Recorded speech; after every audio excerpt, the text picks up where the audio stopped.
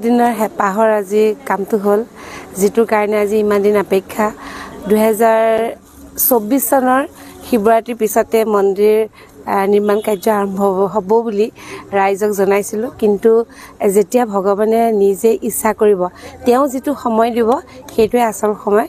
আৰু অৱশ্যে মই তাৰ মাজতে যোৱা বছৰ কৈছিলোঁ, তেতিয়া মই কৈছিলোঁ যে বাবাই যেতিয়া আমাক দিব তেতিয়াই হ'ব।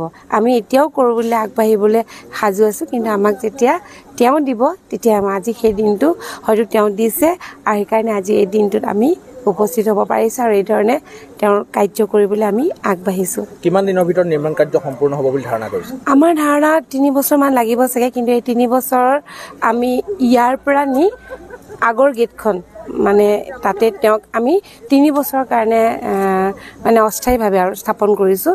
তাতে সম্পূৰ্ণ মানে তাতে পূৰা স্থাপন কৰা নাই, আৰু তাত ৰাখি পেলাই আমি প্ৰাণ প্ৰতিষ্ঠাও কৰা হ'ল। কৰি আমি আগৰ গেটখনতেই তাতে আমাৰ মন্দিৰ ভাগ তাৰমানে বৰ্তমানৰ কাৰণে প্ৰতিষ্ঠা কৰা হ'ল, আৰু এতিয়া বৰ্তমান আমাৰ তাতে পূজা চলি আছে। 3 বছৰমান লাগিব চাগে এইভাগ হ'বৰ বাবে। বাবাৰ যিটো স্থান সলনি হৈছে, ভক্তসকলৰ বাবে বিশেষ কিবা নিৰ্দেশনা থাকিব নেকি? নিৰ্দেশনা মানে আগৰ সৈতে একে, কিন্তু ভক্তসকলক বিশেষভাৱে আপোনালোকক কওঁ যে আমাৰ মন্দিৰ ভাগ আগতেও সৰু আছিলে, আৰু এতিয়া যিখিনি জেগা সেয়াও অলপ সৰু, তথাপিও ভক্ত ধৰে বাৰু। কিন্তু আমি ভক্তসকলক মানে চকীত বহিব পৰা সুবিধা দিব পৰা নাই। খুব বেছি অসুস্থ যদি কোনোবা আহে, আমি তেতিয়া বয়োজ্যেষ্ঠ কোনোবা আহিলে বা ফিজিকেলি হেণ্ডিকেপ বা তেনেকুৱা ধৰণৰ আহিলে বহিব পৰাকৈ 2খনমান চকী ৰাখিছোঁ। তেনেকৈ ভক্ত ভাগৰত বহিব পৰাকৈ আমি ৰখা নাই। গতিকে আমাৰ মন্দিৰ যিহেতু 8টা বজাত খোলা হয়, ভক্তসকলক মানে বিনম্ৰ অনুৰোধ জনাওঁ যে আপোনালোকে 8টা বজাৰ আগতে নাহিব, কষ্ট পাব।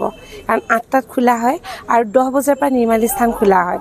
10টা বজাত নিৰ্মালী স্থান খোলা হয়। কেতিয়াবা সুবিধা থাকিলে মানে তাতকৈ আগত খোলা হয়, কিন্তু আপোনালোকে সময় ধৰি ল'ব যে 10 বজাত। কাৰণ আহি যদি ভক্ত ৰৈ থাকে, কষ্ট পায়, আমাৰো মানে বহুত বেয়া লাগে।